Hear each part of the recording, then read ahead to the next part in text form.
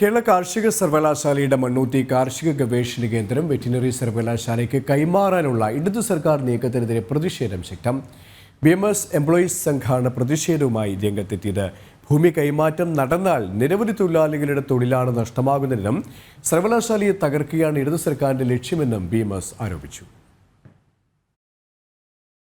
കാർഷിക സർവകലാശാലയുടെ Mannuthy agriculture research സ്റ്റേഷന്റെ 90 ഏക്കർ ഭൂമിയാണ് വെറ്റിനറി സർവകലാശാലയ്ക്ക് കൈമാറാനുള്ള നീക്കം നടക്കുന്നത്.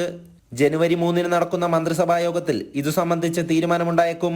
കൈമാറ്റം നടപ്പായാൽ സ്ഥിരം ജീവനക്കാരും ദിവസവേതനക്കാരുമടക്കം 200 പേർക്കാണ് തൊഴിൽ നഷ്ടമാകുക.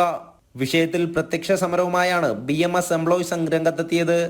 നിരവധി വിളകൾ സംരക്ഷിച്ചു പോരുന്ന സർവകലാശാലയുടെ ഭൂമി കൈമാറ്റം ചെയ്യുന്നതിലൂടെ പ്രദേശത്തെ ജനങ്ങളുടെ തൊഴിലവസരത്തെ ഇല്ലാതാക്കി അവരെ വഞ്ചിക്കുകയാണ് ചെയ്യുന്നതെന്ന് BMS സംസ്ഥാന സമിതി അംഗം KV അച്യുതൻ ധർണ ഉദ്ഘാടനം ചെയ്തുകൊണ്ട് പറഞ്ഞു.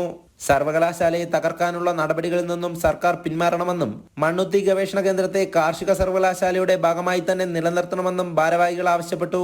വെറ്റിനറി സർവകലാശാല അധികൃതരും സർക്കാരും നീക്കത്തിൽ നിന്നും പിന്മാറിയില്ലെങ്കിൽ ബഹുജന പ്രക്ഷോഭം സംഘടിപ്പിക്കാനാണ് BMSന്റെ തീരുമാനം. അഗ്രികൾച്ചറൽ യൂണിവേഴ്സിറ്റി എംപ്ലോയീസ് സംഘ് സംസ്ഥാന general secretary Anoop Sankarapillai, federation of university employees Sangh സംസ്ഥാന vice president Rakesh KR, Ranjith K, ward member Vineesh EV തുടങ്ങിയവർ സംസാരിച്ചു. ജനം, തൃശൂർ.